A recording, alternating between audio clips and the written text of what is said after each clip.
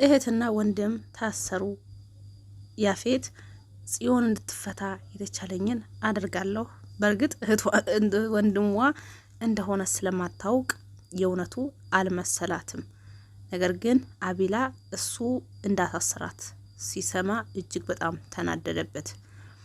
ይሄ ሁላ ዙሪያ ጥምጥም እያደረገ ያለው ያፌት መሆኑን ኤፍራታ ያው ብታውቅም ዝምታዋ ግን ከመጠን በላይ ሆነ። እጅግ በጣም ያናዳል። እውነት ለመናገር እጅግ በጣም ከመጠን በላይ ዝም ትላለች። ነገሮች አንዳንዴ በንግግር መፍታት የተቻለ ዝምታን ጥሩ አይደለም ማለት ነው። ሁሌም እንደምለው በተለይ የአቤል ጉዳይ መቋጨት የሚችል ጉዳይ ነበረ። በሌላ ቀን ምን የተለየ ነገር ሊያደርግ እንደሆነ ባላቅም ማለት ነው። ነገር ግን ያው ዲያራ እናት ደግሞ በእንግዲህ ተጠቅማባታለች ማለት ነው የናታን መታሰር።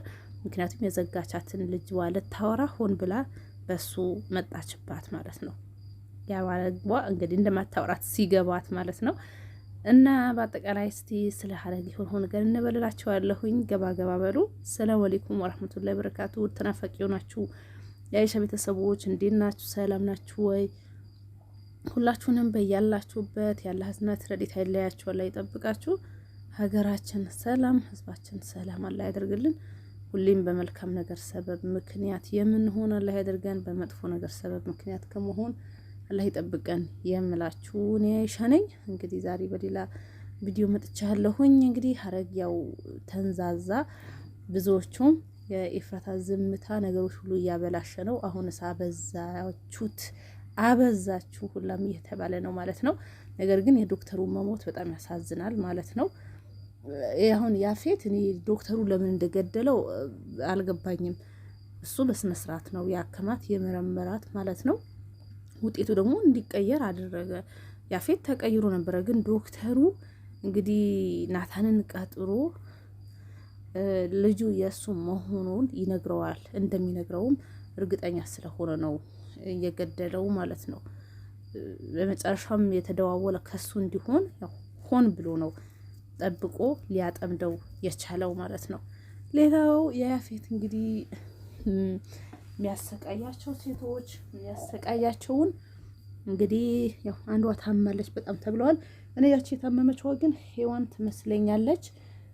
ታሪኩ ተባብረዋት ይሆናል ወይ አልኩኝ ማለት ነው። ወይ አዝኖላት እንግዲህ አላቅም ለምን ዝም አለ ምናምን ነገር ብሎ ሲል ያው ያፌት ሲጠይቅ እንግዲህ አጠይቁኝ ብለዋል ሲል እንትና ቃስም ሊያስወግደው ይሆናል ወይ አልኩኝ።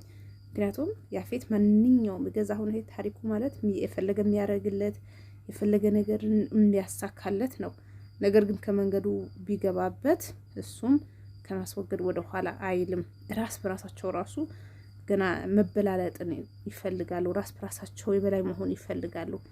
እስቲ የተለየ መልካም ስራ ሆኖ ሳይሆን ብር ብቻ ስለሚያገኙበት ሰውን ህይወት የሚያጠፉት ስራ ማለት ነው። እጅግ በጣም ይሄ ነገር በቃ በጣም ከባድ ነው። አሁን እውነትም ላይፍ ላይ እንደዚህ ነገር ካለ እጅግ ይከብዳል። ሰው ልጅ ሰውን ለመጉዳት በዚህ ልክ ሲፎካከር ሲሄድ ማለት ነው። አንዳቸው እንኳን የሰውኛ ልብ አሸንፈዋቸው ይህ ስራ አይሆንም፣ ከዚህ ስራ እንውጣ፣ ይህ ስራ ነው ያልፈልግም የሚሉ እስካሁን አላየንም ማለት ነው። እንግዲህ ናታን እህቱ እንደታሰረች አያቅም። ያው ቢያቅ እንግዲህ እዛ እስር ቤቱ እንግዲህ የሚቀውጠው ይመስለኛል። ነገር ግን አላወቀም ማለት ነው። ጽዮን ስትበዛች እኩል ናት። በነገራችን ላይ ማንኛውም ነገር መረጋጋትን ወይም ደግሞ ለምንና እንዴት ብሎ ማስተዋልን የመሰለ ነገር የለም።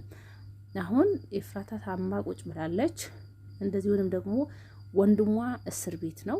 ስለዚህ እሷ ለምን ገባ ለምን ታሰረ ብላ ነገሮቹ ለማስተካከልና ለማጣራት ነበር እንጂ መሄድ የነበረባት እንግዲህ ገና ሄዳ ራሱ ወቅታ ገና እስር ቤትን መግባት ያው አልነበረባትም ማለት ነው። ከዚህ ምንድነው አንዳንዴ የሆነ ችግር ሲመጣ በሆነ ቤተሰብ ላይ በሆነ ሰው ላይ መረዳትን ወይም ደግሞ ነገሮች ለማስተካከል መሮጥ ነው እንጂ ሌላ ጥፋትን ማጥፋት ተገቢ እንዳልሆነ ያው ያስተምረናል ማለት ነው።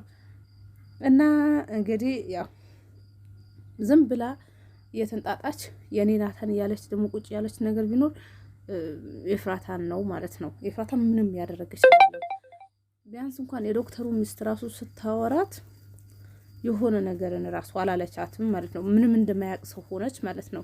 ይሄ ያደረገችው እኔ ለምን እንደሆነ አላቅም።